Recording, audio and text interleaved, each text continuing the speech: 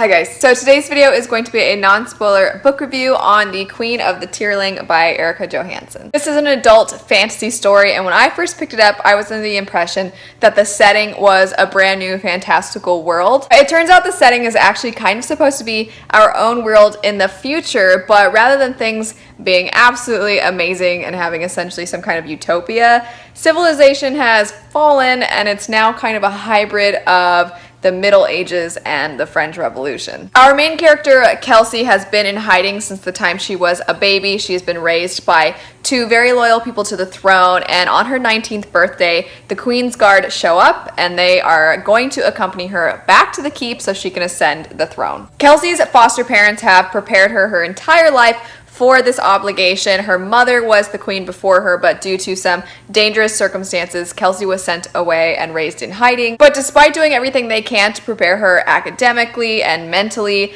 they didn't always give her all the information she needed. So while she's going back to the keep and while she's on this journey to gain her throne, she discovers that her whole kingdom is under the social system of essentially feudalism. The majority of her population are laborers, and they're hungry and starving looking. They live terrible lives, while most of the nobility and the higher classes are sitting pretty. They have so much luxury, and there's such a small percentage of people with such a large amount of wealth, while the majority of the people live horribly. Despite so little of the population having wealth, this small amount of the population also has the majority of the power, and they do not want Kelsey to ascend to the throne. They have no idea what her intentions are for when she becomes queen. So right away, right from the beginning of the book, Kelsey is in grave danger. There are assassins sent after her. There are foreign countries whose diplomats also are nervous of how foreign affairs are going to change, and they're after her. I personally found this setup to make the book feel very fast-paced because, one,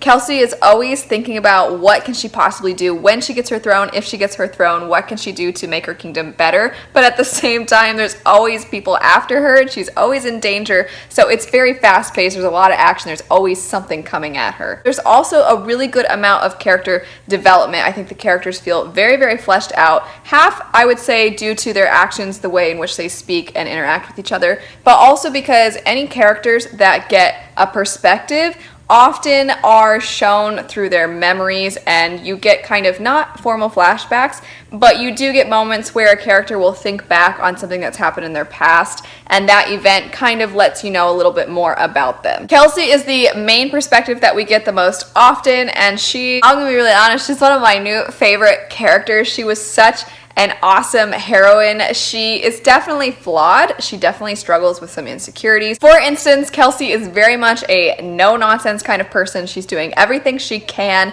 to make her ascendancy to the throne as seamless as possible. She wants to do everything she possibly can for the good of her people, but she struggles with this simple thing that so many people do, which is that she's not exactly attractive. And sometimes there will be moments where something is happening and she realizes that she looks absolutely terrible, and she thinks to herself, oh my gosh, my hair is a mess and I'm so plain looking, and she has these kinds of thoughts. But then what I really loved about her is that while having these insecurities, she didn't let those insecurities conquer her. She didn't let them affect how she acted. She had the thought, and then she would kind of tell herself, like, stop being so stupid and get it together. Your looks do not matter. While being so awesome, though, because she has so many amazing moments, she has so many really cool moments where she just puts people in their place. Despite that, she's still really, really young, and she has moments where she's kind of painfully naive. But what I thought was so wonderful was that this allowed some of the other characters to shine. For instance, one of her Queen's guardsmen, he is very loyal to the throne. He's very loyal to her, and there will be times when she says something that is not what you would say if you have been exposed to the world maybe a little bit more, and her Queensguard would kind of chuckle at her or look at her, and this particular person is very sarcastic, and even though they're extremely loyal to her, sometimes they give her a little bit of attitude. The relationships that Kelsey built with the Queen's Guard, I think, are absolutely wonderful. I really liked seeing the guards as well, just in that they don't all get a ton of screen time, but you have a select few of them have pretty distinct personalities, even in the small amount of time we do see them. And while the dynamic between Kelsey and her guardsmen can be really humorous and really entertaining, it can also be kind of heartwarming, or sometimes you get really frustrated on her behalf or on their behalf, but the story is not even close to being hunky-dory. It's a good old adventure time. This book is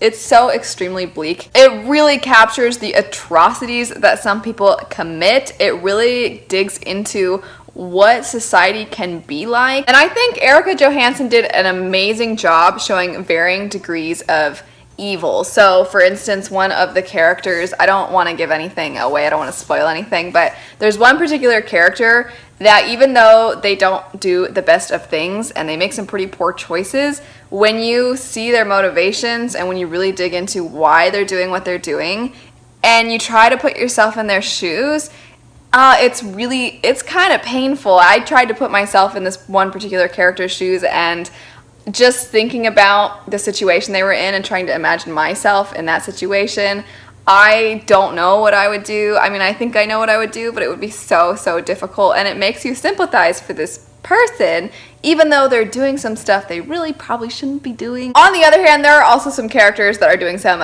pretty terrible things, and you don't sympathize with them at all, and I think that's fair in life. You do see their motivations to an extent, but you don't feel bad for some of the characters. They are just as bad as can be, the kind of love to hate. Not love to hate because they're interesting, love to hate because they are the worst. The world building in this book I thought was very interesting and quite seamless because of the fact that it's technically supposed to be our world in this weird future. I was surprised at first when I didn't realize it was supposed to be our world, when they made mention to Christianity or they made mention to Shakespeare or something, and I was like, wait, what? But it was done really well. Like I said, I felt personally that it was quite seamless. Things like how people go about their everyday lives, or how the economics work, or how the feudalism affects society, all of that I thought was done so well. Something that, because this book is a fantasy book, that I think will be interesting to a lot of people is the fact that there is some magic, and it's not really, you don't get rules really that much. It's not like magic in that there's a magic system. It feels more like witchcraft type magic. It's interesting. We don't dwell on it a lot, so it's hard for me to comment on it and to really give an accurate assessment of the magic, because it played a part in the first book, but I feel like it'll play a bigger part in the next couple books. I don't know if it will ever really be explained, or if it's supposed to be this kind of unknown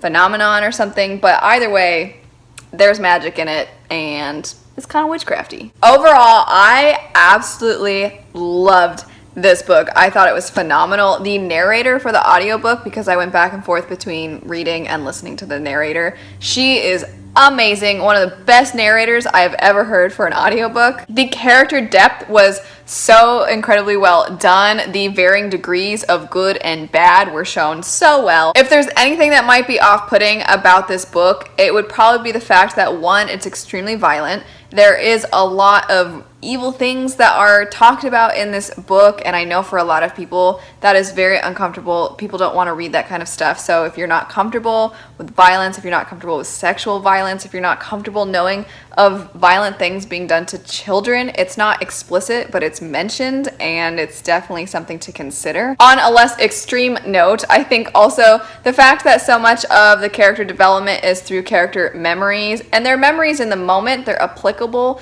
they're not formal flashbacks, but because so much of the character development is memories, I can see where maybe the pacing would throw some people off. I personally thought it was always fast-paced. I was always intrigued and always interested, but some people really hate being taken out of present day.